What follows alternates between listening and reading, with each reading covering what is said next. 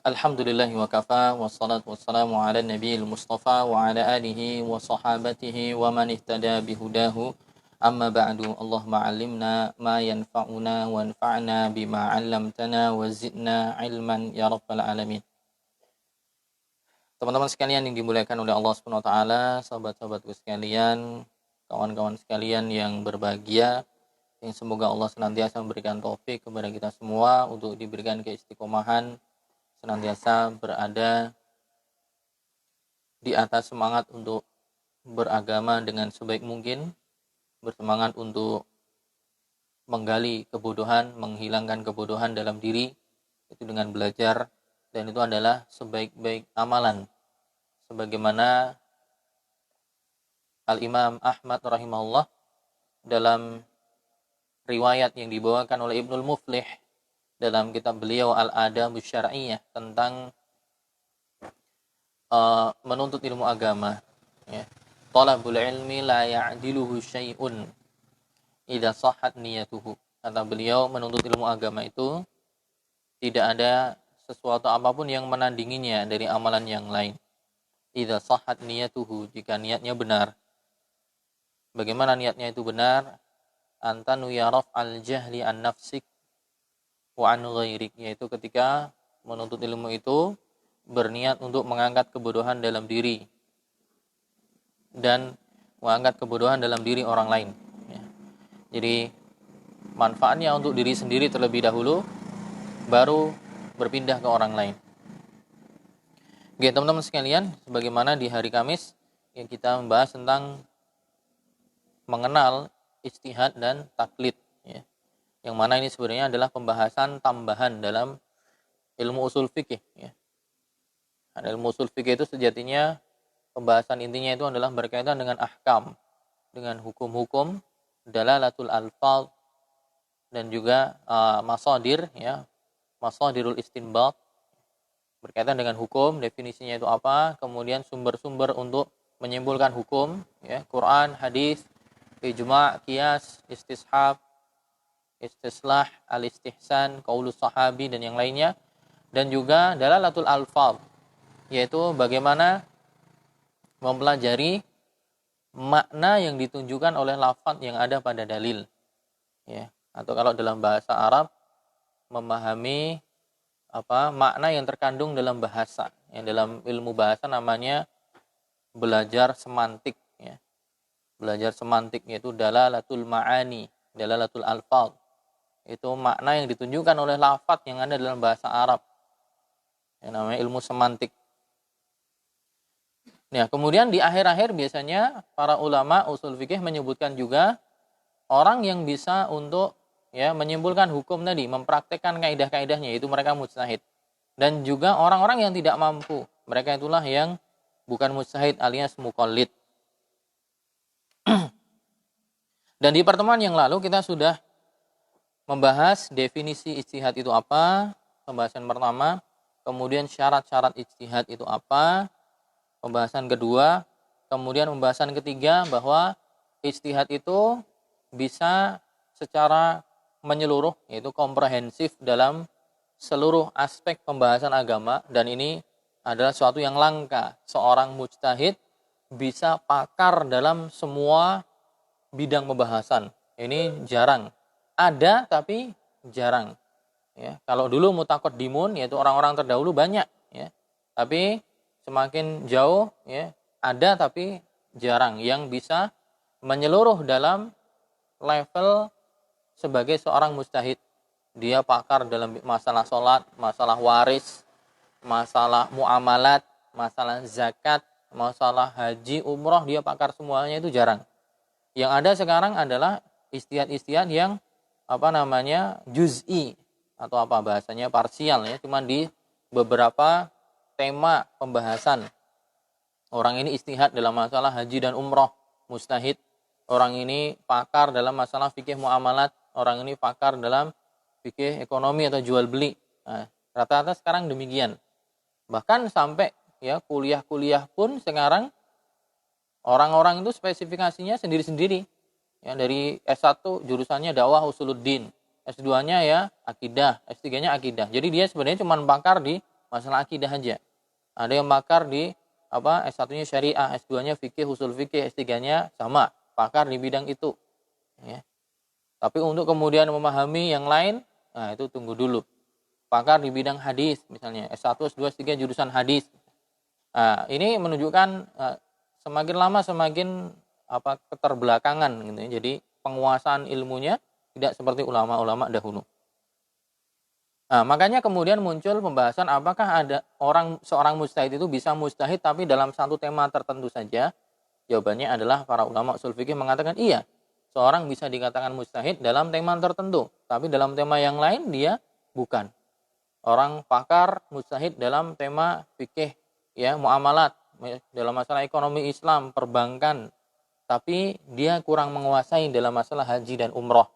Sehingga ketika dia dapat haji, umroh, kemudian mendapati beberapa permasalahan ketika haji dan umroh, ya udah pendapatnya dia ngikut ulama yang pakar di bidangnya.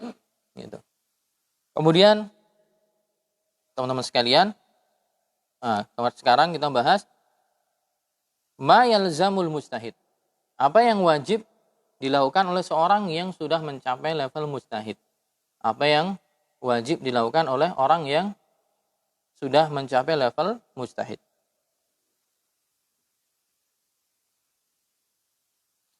Kata Syekh Utsaimin dalam Al-Usul min Ilmil Usul, beliau mengatakan, yalzamul mujtahid an yabdhula juhdahu fi ma'rifatil haqq, thumma yahkumu bima dhahara lahu, fa in asabahu falahu ajran. Nah, orang yang sudah mencapai level ijtihad, dan zaman dulu Imam Malik itu, beliau mencapai level ijtihad alias diizinkan untuk duduk di kursi fatwa, ya, di kursi fatwa di Madinah. Beliau memberikan fatwa kepada jamaah itu setelah beliau dipersaksikan, kalau tidak keliru ada 40 ulama atau 70, saya lupa. Jadi 40 atau 70 ulama yang mempersaksikan bahwa memang dia sudah pakar gitu. Baru beliau berani untuk duduk di kursi itu. Jadi kayak ada panitianya, lajnah yang makanya dikatakan dalam bahasa Arab itu la ya'riful fadla illa ahlul fadl. Tidak akan mungkin seorang bisa mengenal keutamaan yang ada dalam diri seseorang, melainkan ya orang yang punya keutamaan itu juga.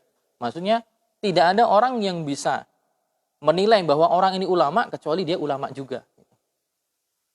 Jadi yang menilai orang ini sekarang levelnya ulama, ya ulama serupa gitu. Orang yang sudah mencapai level ulama, dia yang mentazkiyah bahwa orang ini sudah mencapai level ulama. Adapun penilaian orang awam, ya jelas ini tidak terhitung. Makanya sampai Al-Imam Suyuti mengatakan, ya, al-alimu indal awam man sa'idal mimbar. Orang alim, ulama menurut orang awam itu ya siapa aja yang bisa naik mimbar. Bisa ceramah dengan retorika yang baik, dengan susunan kata yang indah, menggebu-gebu, ulama. Gitu. Penilaian orang awam. Padahal bisa jadi untuk orang yang paham ilmu agama ini belum sampai. Gitu. Belum pantas jadi rujukan. Untuk memberikan suntikan semangat, ya, memberikan motivasi, memberikan arahan-arahan, bolehlah. Tapi untuk ditanya halal dan haram, membahas masalah kaidah-kaidah, nah ini nggak semua orang bisa sampai level itu. Makanya Al-Imam Malik dulu, ya, beliau sampai mencapai level itu, bisa ngomong di Madinah, Darul Hijrah, jadi imamnya sana, bisa ngasih fatwa, ngarahin itu setelah beliau ditazkiyah oleh ulama yang semisal beliau juga dan jumlahnya banyak. Nah, jadi beratnya. Nah, orang yang sudah mencapai derajat mujtahid itu wajib bagi dia an yabdhula juhdahu fi ma'rifatil haqq. Wajib bagi dia untuk mengerahkan segala kekuatan, daya dan upaya untuk mengetahui kebenaran.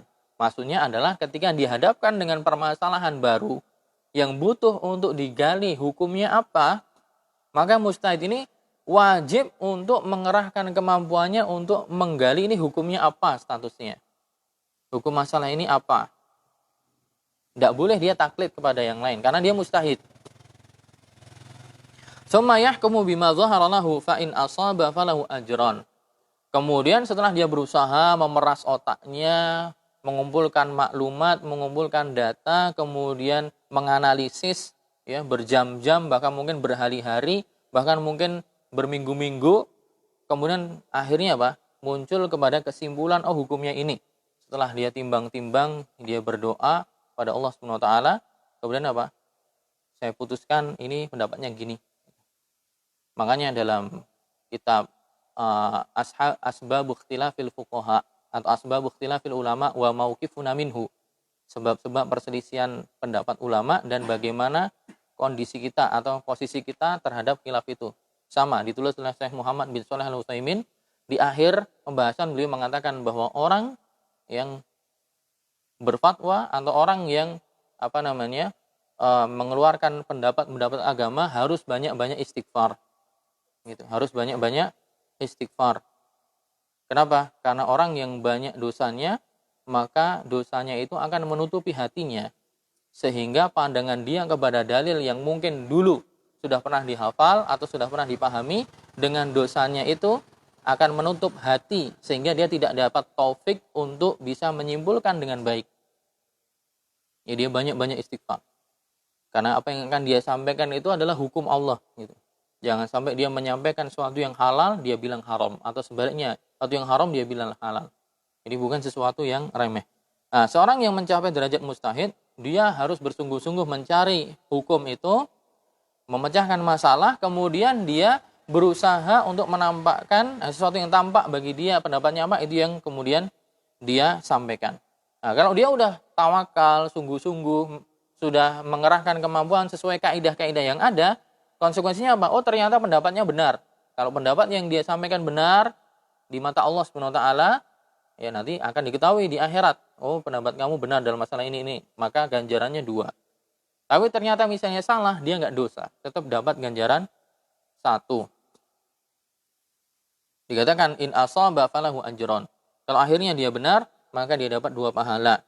Ajrun ala ijtihadihi, itu pahala untuk ijtihadnya, wa ajrun ala isabatil haq, dan pahala karena dia telah benar dalam menentukan hukum, ya, dalam berfatwanya benar. Jadi dia dapat 2 pahala. Wa in akhta'a falahu ajrun wahid. Kalau dia ternyata keliru, maka dia masih tetap dapat pahala tapi cuma 1.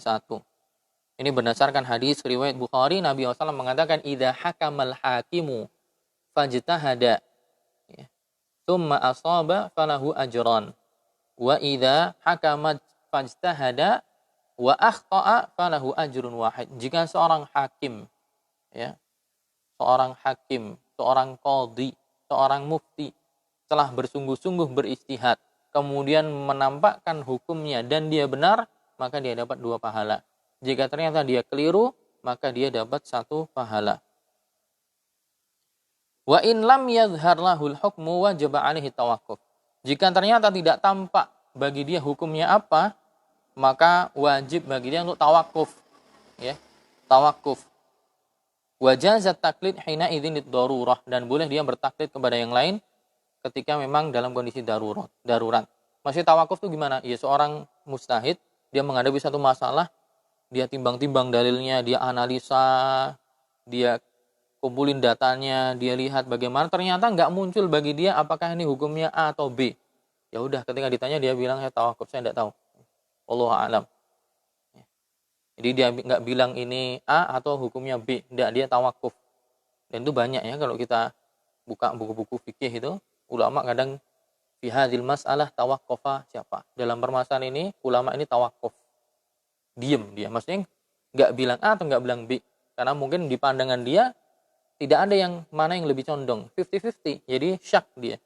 Ya udah dia diem. Nah, bagi ulama yang lain bisa jadi dia punya sudut pandang yang berbeda, mungkin pendapatnya bisa A atau B. Nah, dari perkataan ini, ya, maka Syekh Sa'ad As-Sasri, pensyarahnya, beliau mengatakan bahwa pembahasan keempat adalah berarti orang yang sudah mencapai level mujtahid, wajib bagi dia untuk mengerahkan daya dan upayanya untuk mengenali kebenaran. Nggak boleh dia taklid, dia harus usaha sendiri gitu. Karena dia sudah Allah beri kemampuan, sudah Allah beri karunia untuk bisa memahami dalil, bisa menerapkan kaidah-kaidah untuk istinbat, ya, untuk menyimpulkan hukum, maka dia wajib gali sendiri, nggak boleh dia nengok pada yang lain. Nah, kemudian Jika dia benar tadi dapat 2 pahala, jika salah maka dapat 1. Kemudian Syekh As-Sastri juga mengatakan, beliau mengatakan kemudian menyimpulkan dari hadis tadi, ya, fawasfuhu marratan bis-shawab wa marrah bil khata' dalla dzalika ala anna al-musib fil masail wahidun sawa'un kanat fi masailil aqaid au masailil fiqh. Nah, hadis tadi menjelaskan bahwa seorang mujtahid itu bisa benar, bisa salah. Kalau bisa benar, dia dapat 2 pahala. Kalau salah, dapat 1 pahala. Ini menunjukkan bahwa dalam masalah yang diperselisihkan, jika jenengan dapati dalam satu masalah, masalah hukum sholat renggang, masalah hukum vaksin, masalah hukum nyoblos, di mana para ulama berbeda pendapat. Ya, dari hadis tadi bisa disimpulkan bahwa dalam perbedaan pendapat tadi, pasti yang satu benar, yang satu salah. Gitu. Tidak mungkin dua-duanya benar. Dari hadis tadi disimpulkan, karena Nabi mengatakan jika mustahidnya benar dapat 2 pahala. Jika mustahidnya keliru dapat 1 pahala.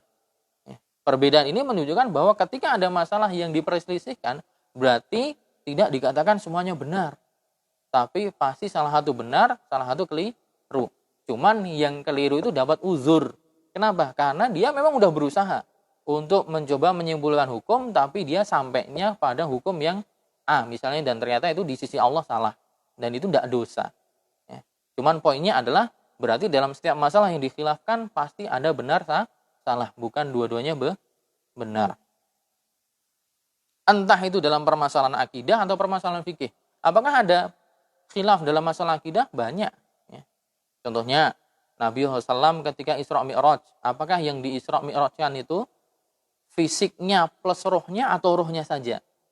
Nah, dalam pembahasan akidah itu dibahas, ya, seperti di Syarah Aqidah At-Tahawiyah, Ibnu Abil Iz Al-Hanafi membahas, ada sebagian yang mengatakan bahwa yang diisrokan dan mi'rajkan itu, kata sebagian ulama, ruhnya saja.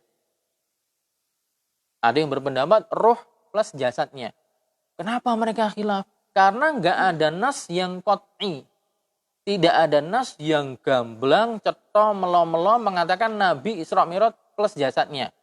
Ketidakadaan, ketidakwujudan dalil itu yang kemudian para ulama berspekulasi dari data-data yang ada disimpulkan, ada yang mengatakan itu mimpi saja. Ada yang mengatakan enggak, bukan mimpi, tapi jasad plus rohnya yang di Isra Mi'rajkan. Kenapa? Kalau itu cuma rohnya aja atau sekedar mimpi, enggak jadi mukjizat dong. Dikatakan itu sebagai mukjizat karena Nabi Isra Mi'rajnya ya roh plus jasadnya. Nah, tapi poin yang pengen saya sampaikan adalah dalam masalah akidah pun apa? Ada khilaf.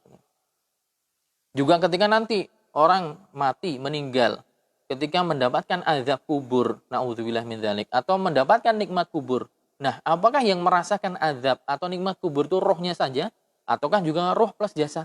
Nah, itu juga nanti ulama berbeda pendapat. Ini kan tema-tema akidah, perkara-perkara gaib gitu. Juga apakah nanti dalam tema yang lain ada banyak, ya, ada intinya ada beberapa hal, ya, yang nanti ternyata ada khilaf. Nah, ketika ada khilaf seperti itu pasti yang satu salah, yang satu benar. Atau masalah fikih, ya, tentunya khilaf masalah fikih lebih banyak.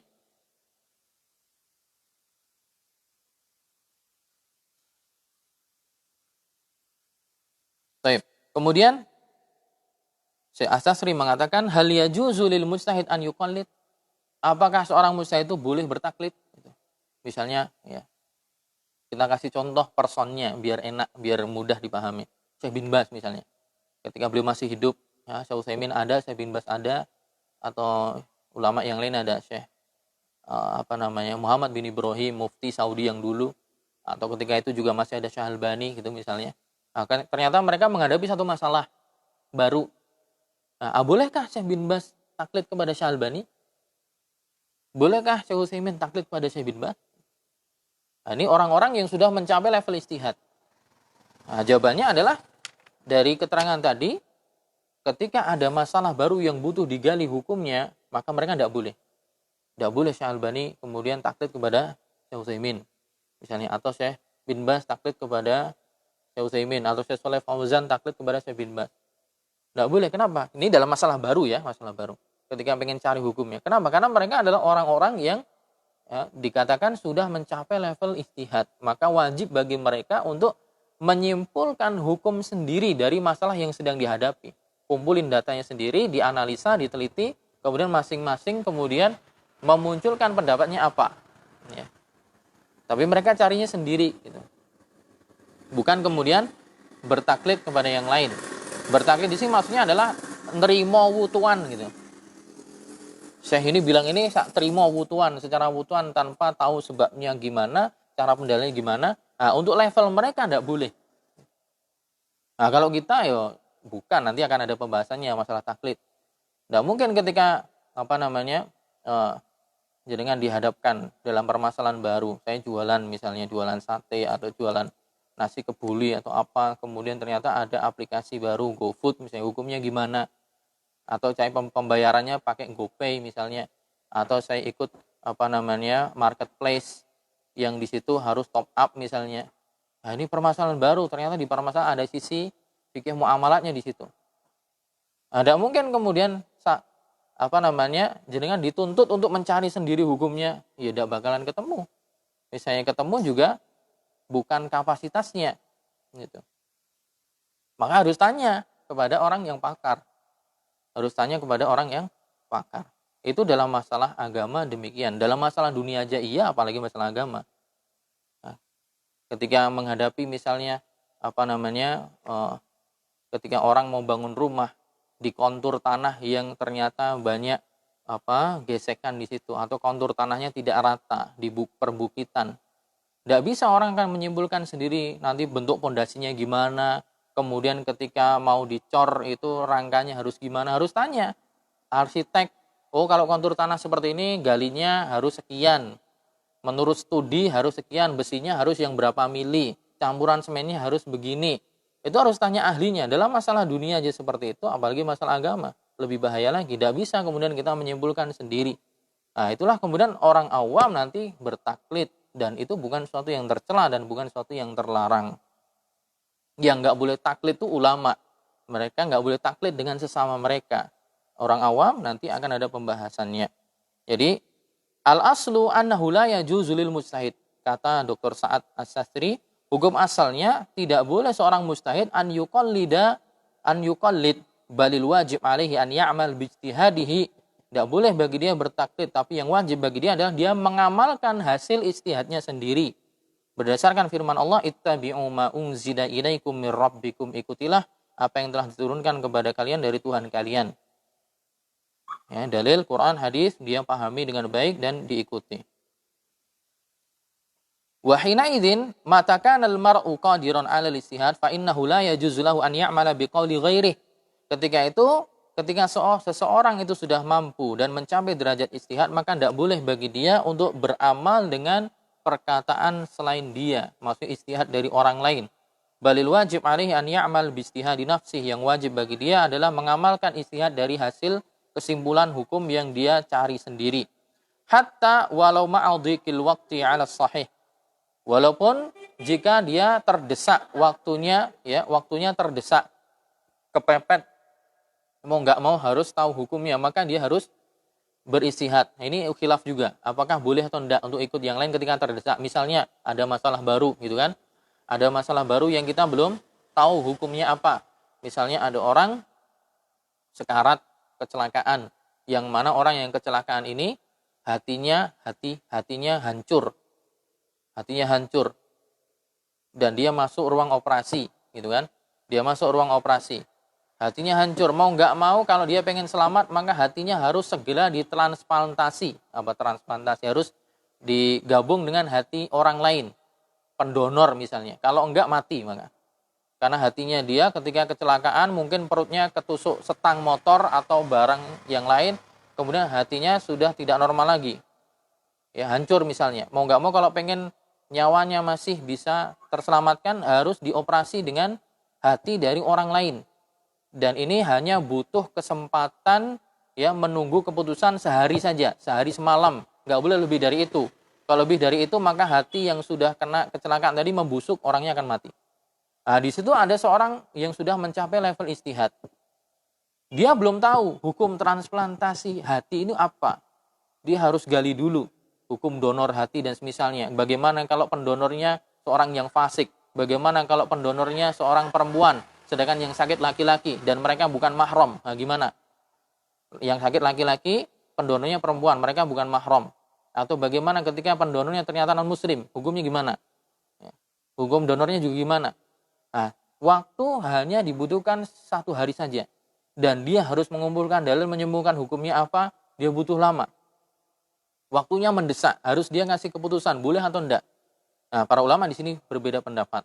Orang yang mujtahid yang mendapati masalah seperti ini, waktunya sempit sedangkan dia harus memberi keputusan, nah, boleh enggak dia bertaklid dengan ulama yang lain? Sebagian ada yang mengatakan tetap tidak boleh, dia beristihad sendiri, ada yang mengatakan boleh.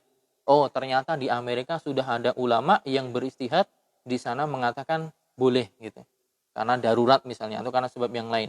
Kemudian si mujtahid ini bertaklid kepada yang di sana. Nah, itu dikatakan, ada yang mengatakan boleh, ada yang mengatakan tetap tidak boleh. Tapi dia harus berusaha sebisa mungkin untuk menggali hukumnya. Nah, teman-teman sekalian, itu orang yang mencapai level mujtahid. Para ulama, mereka tidak boleh untuk taklid kepada yang lain, hukum asalnya gitu, kecuali dalam masalah-masalah tertentu.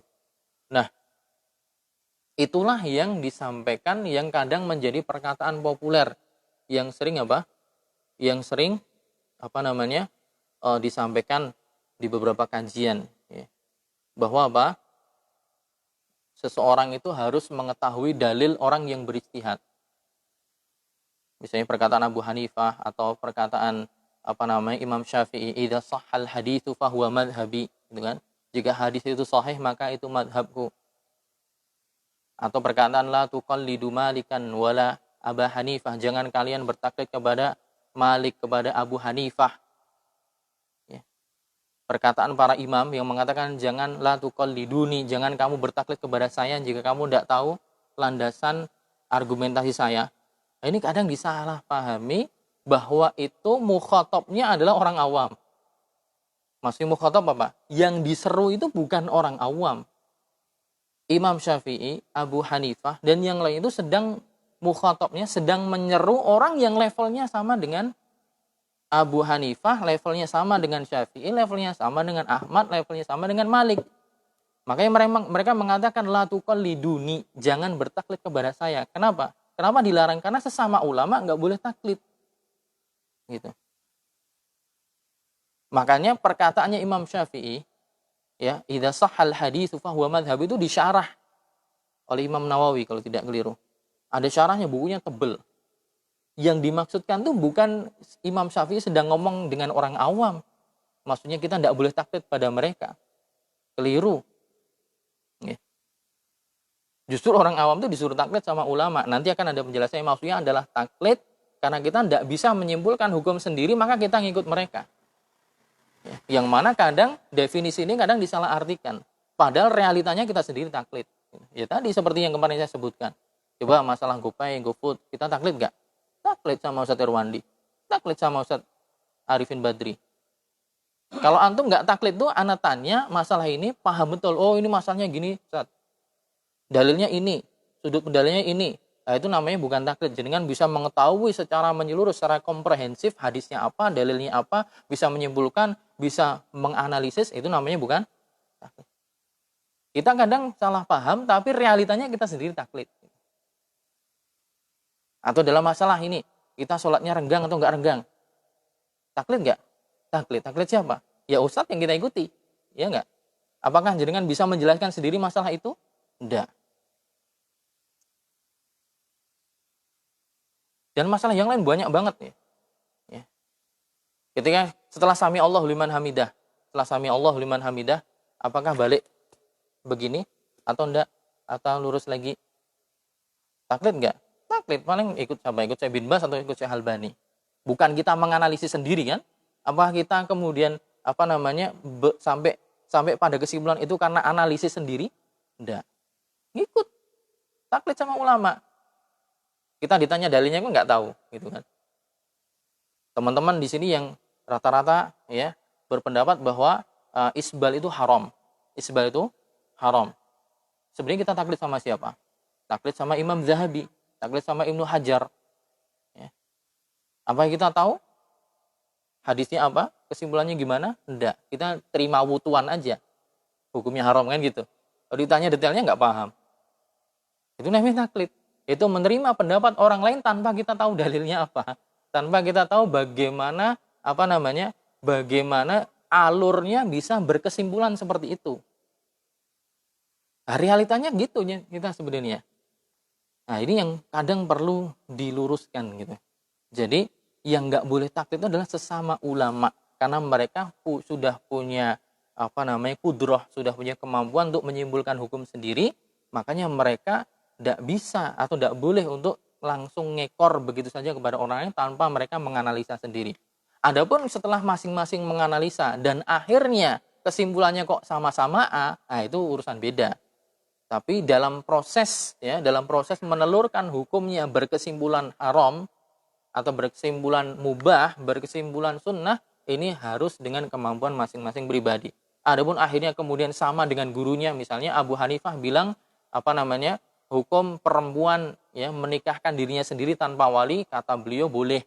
Nah, adapun muridnya Abu Yusuf, Muhammad bin Hasan Asy-Syaibani, kemudian juga akhirnya berkesimpulan sama-sama boleh, gitu kan? Itu hasil dari ijtihad mereka sendiri.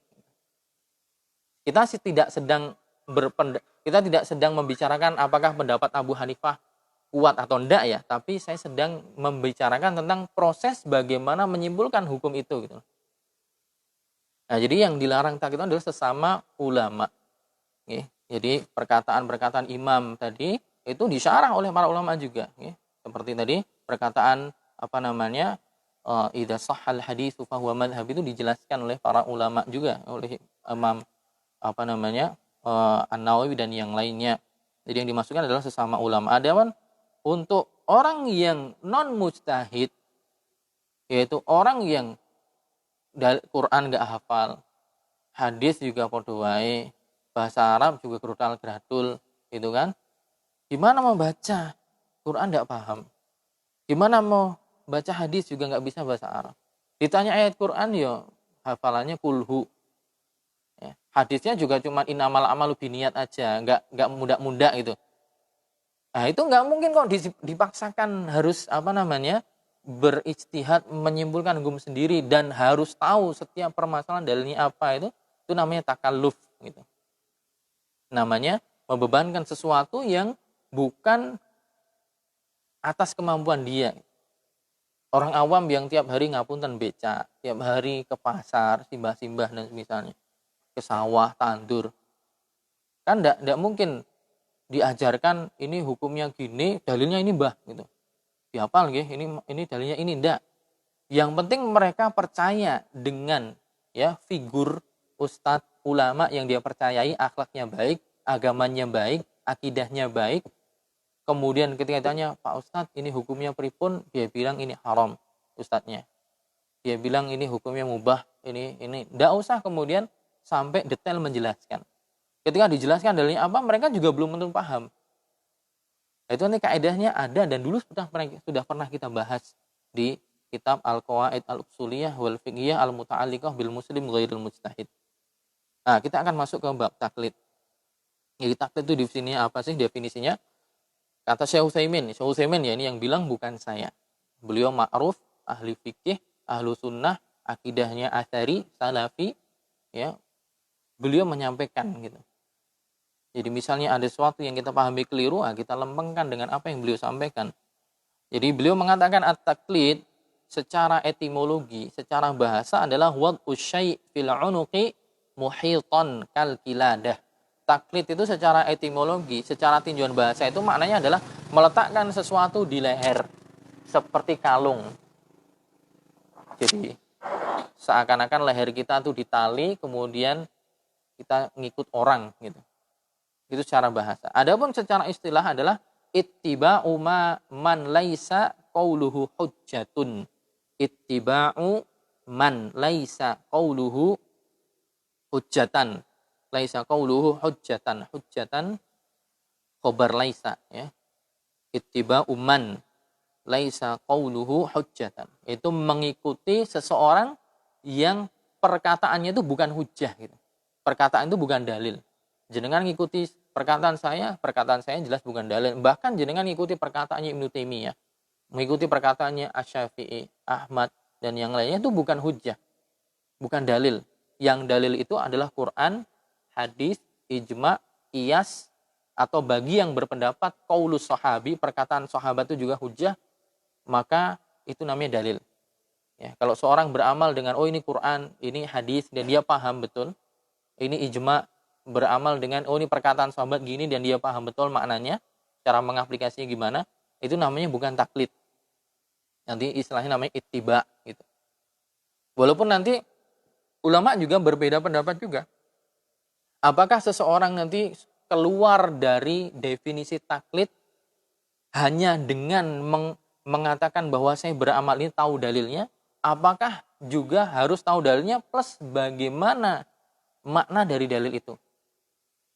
Jadi kalau kita lihat mayoritas ahli usul fikih, ya, ulama usul fikih itu mayoritas itu mereka cuman membagi tingkatan orang itu cuman bagi dua, yaitu mujtahid sama muqallid atau mujtahid sama awam. Mayoritas ulama usul fikih itu membagi cuman dua tingkatan tadi, yaitu mujtahid dan juga muqallid atau mujtahid dan awam. Tapi sebagian ulama itu membaginya menjadi 3 level. Kalau tidak keliru Ibnu Hazm Al-Andalusi membuat level yang ketiga, yaitu tengah-tengah. Yaitu level menjadi tangga antara seorang awam dengan mujtahid. Yaitu namanya muttabi'. Yaitu yang dia beramal tapi dia tahu dalilnya gitu.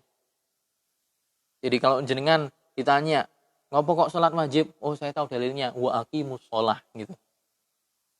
"Kenapa kok jenengan puasa Ramadan?" "Saya tahu dalilnya, kutiba alaikumusiyam kama kutiba alal ladzina min qablikum la'allakum tattaqun."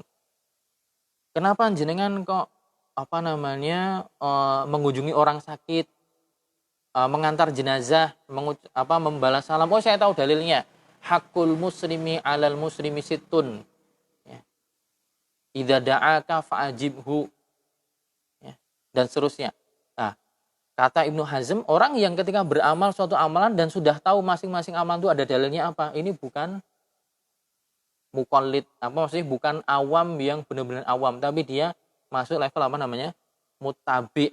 Ya, muttabi itu level tengah-tengah. Jadi dia seakan-akan sudah mau naik level ke mujtahid tapi belum. Tapi kalau dikatakan awam banget ya enggak gitu. Nah, cuman setelah ada pembagian 3 level ini, ulama juga berbeda pendapat juga. Apakah orang dikatakan sudah mencapai level muttabi ini hanya sekedar setiap amalan dia beramal dia tahu dalilnya? Apakah juga ada syarat tambahan? Itu maksudnya tidak hanya tahu dalilnya, tapi bagaimana cara pendalilan untuk memahami dalil tadi. Itu dia paham maknanya. Gitu.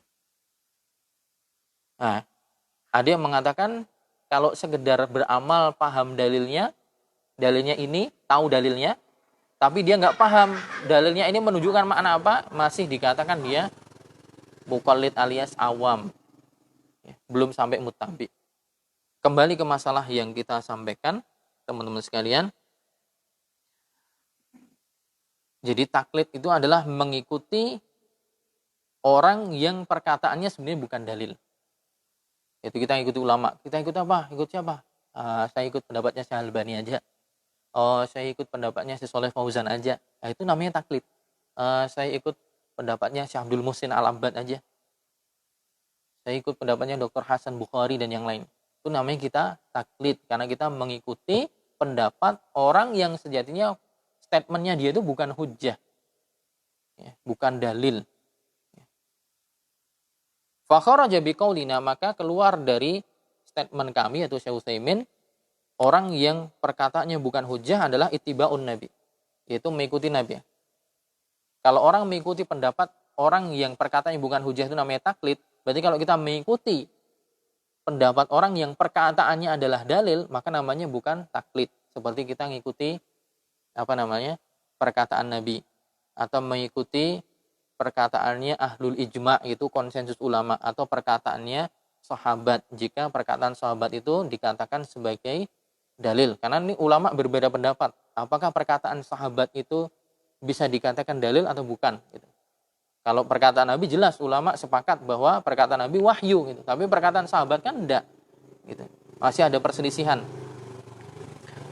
Fala yusamma ittiba' syai'un min dzalika taqlidan. Jika kita mengikuti tadi sabda Nabi, firman Allah atau perkataan sahabat, jika perkataan sahabat itu dijadikan sebagai dalil, maka ketika kita mengikuti hal itu, maka bukan dinamakan taklid tadi. Makanya masuk level kedua namanya muttabi tadi. Cuman nanti juga dalam buku usul fikih yang lebih luas, nanti masih ada juga perselisihan. Apakah tadi muttabi itu cukup sekedar orang beramal dan tahu dalilnya itu langsung sudah level muttabi, ataukah dia baru dikatakan masuk level muttabi ketika dia beramal, dia tahu dalilnya plus sisi pendalilan, bagaimana cara memahami dalil itu baru dikatakan dia level muttabi. Nah, itu nanti juga pembahasan lebih luas. Li'annahu tiba, karena orang tadi dikatakan tidak bertaklid lagi karena dia sedang mengikuti hujjah. Lakin qad yusamma taqlidan ala wajhil majaz wa tawassut. Tapi terkadang dalam istilah masih dikatakan juga sebagai taklid juga secara majaz ya, secara majaz. Baik. Nah, kemudian di sini Syekh Sa'ad As-Satsri kemudian memberikan penjelasan. Jadi, yang dimaksud taklid adalah iltizamu qauli ahadil muftin imma i'tiqadan, yaitu seseorang mengikuti pendapat salah seorang ahli fatwa. Jadi seorang mengikuti salah satu pendapat seorang ahli fatwa i'tiqadan, baik pendapat secara ideologi, ya, akidah, atau amalan, atau mengikuti amalan, mimman la yakunu qauluhu hujjah. Jadi ketika kita mengikuti pendapat akidah atau pendapat amalan fikih kepada salah seorang panutan kita, ulama yang kita ikuti, nah itu namanya taklid jika perkataan orang tersebut bukan hujjah.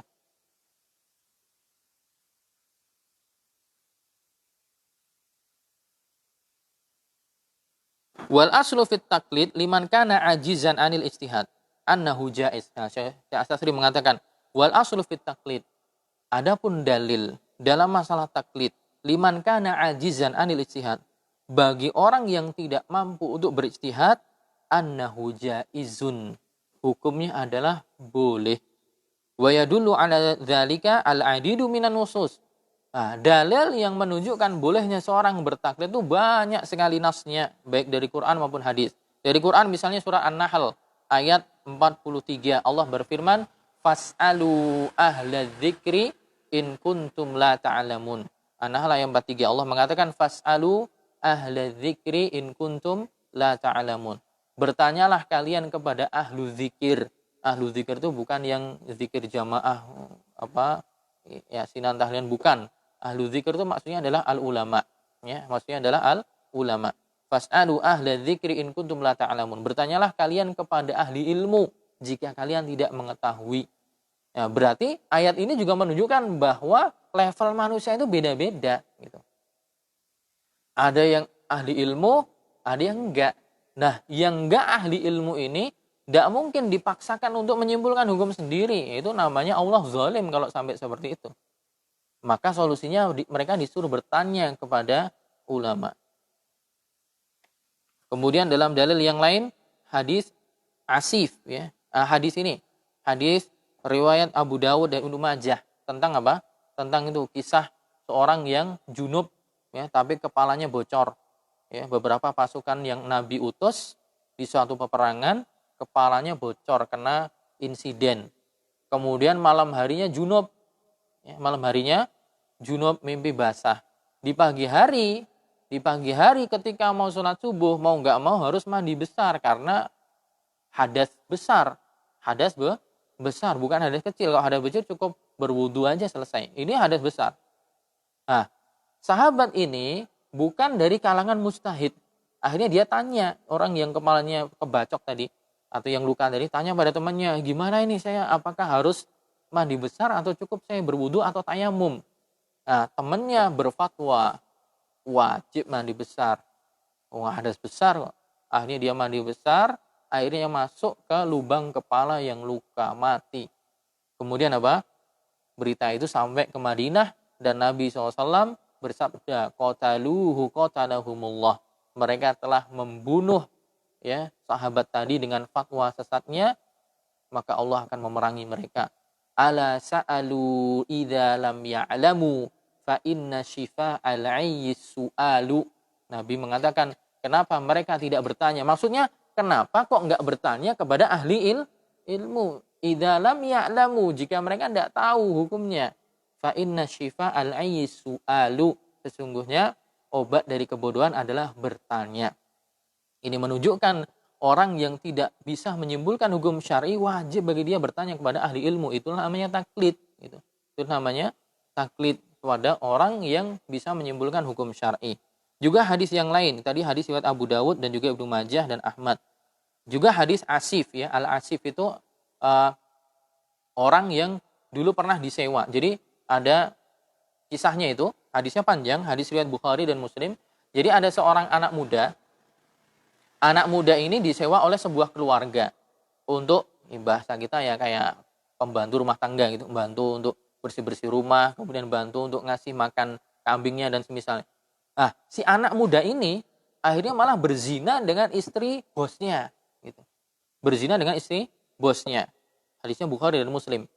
Nah, kemudian setelah itu kalau nggak keliru mereka hukumannya mau dirajam, kalau dirajam atau enggak, si anak laki-laki ini, yang anak muda ini yang dia belum pernah menikah, kalau nggak salah sama bapaknya mau ditebus dengan membayar sekian kambing kalau tidak keliru ya, hadisnya panjang saya nggak lupa, tapi poinnya kemudian apa, kemudian orang tua dari si anak ini ngomong kepada Nabi SAW, ya Rasulullah, inni sa'altu ahlal ilmi fa akhbaruni bikadza. Wahai Rasulullah, dalam masalah anak saya yang berzina dengan si perempuan tadi, kemudian apa? Sa'altu ahlal ilmi, saya bertanya kepada para ulama tentang hukumnya gimana. Apakah hukumnya dengan membayar tadi kambing yang nanti sebagai kafarah, ataukah hukumnya apa? Kemudian akhirnya nanti Nabi memberikan keputusan bahwa untuk si pemuda ini adalah dicambuk 100 kali dan diasingkan. Adapun untuk perempuan tadi hukumannya dirajam. Kenapa? Karena si perempuan sudah menikah. Adapun ini perjaka. Nah, dalam masalah had zina, hukum zina nanti kalau perjaka belum pernah menikah kan jaldu mi'atin wa taghribu am. Dicambuk 100 kali dan diasingkan setahun. Adapun bagi yang muhson, yaitu laki-laki atau perempuan yang sudah pernah menikah atau sedang menikah, dia berzina maka dirajam. Nah, poinnya adalah apa? Poinnya adalah di perkataan si bapak mengatakan inni sa'altu ahlal ilmi. Itu syahidnya, poinnya. Bahwa dia bertanya kepada ahli ilmu. Ini juga menunjukkan bahwa dulu di kalangan sahabat pun mereka bertingkat-tingkat. Tidak semua mencapai level ulama. Tidak semua kelasnya seperti Ali, Abu Bakar, Umar, Ibnu Mas'ud, Ibnu Abbas, atau Abdullah bin Umar, atau Aisyah yang levelnya adalah kibarus sahabat dan mereka ulamanya. Ada juga sahabat-sahabat yang tidak mencapai level itu. Sehingga ketika ada masalah yang mereka tidak bisa memecahkannya, mereka tanya kepada ahli ilmu. Wa min dzalik, dan seterusnya ada dalil-dalil yang lain.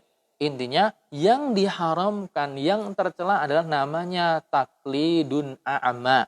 Taklid buta, fanatik, sempit kepada satu person saja, mengkultuskannya semua pendapat, ngikut orang ini, atau ustadz ini, atau kiai ini, atau ulama ini, sehingga ketika ada pendapat ulama yang lain, dia nggak mau ngikut. Itu yang tercela. Adapun kita menghadapi masalah dan tidak bisa menyimpulkan hukumnya, kemudian kita tanya ulama, boleh. Ya, itulah yang namanya taklid yang boleh. Karena kita orang awam, tidak punya perangkat ilmu untuk menyimpulkan hukum, ya tanya kepada ahli zikr. Yang tercela itu adalah ketika kita mengamalkan suatu amaliyah atau meyakini suatu keyakinan, sudah dijelasin bahwa itu keliru, tetap ngeyel, mantep milih melu Pak Kiai. Nah, itu yang keliru dan yang tercela, itulah yang namanya fanatik buta. Itu perlu dibedakan ya. Jadi jangan dipahami taklid itu tercela secara global, enggak, perlu perincian. Wallahu a'lam bishawab. Mungkin itu yang bisa kita sampaikan. Kita lanjutkan di pertemuan yang akan datang. Subhanakallahumma bihamdika asyhadu an la ilaha illa anta astaghfiruka wa atubu ilaik. Assalamualaikum warahmatullahi wabarakatuh.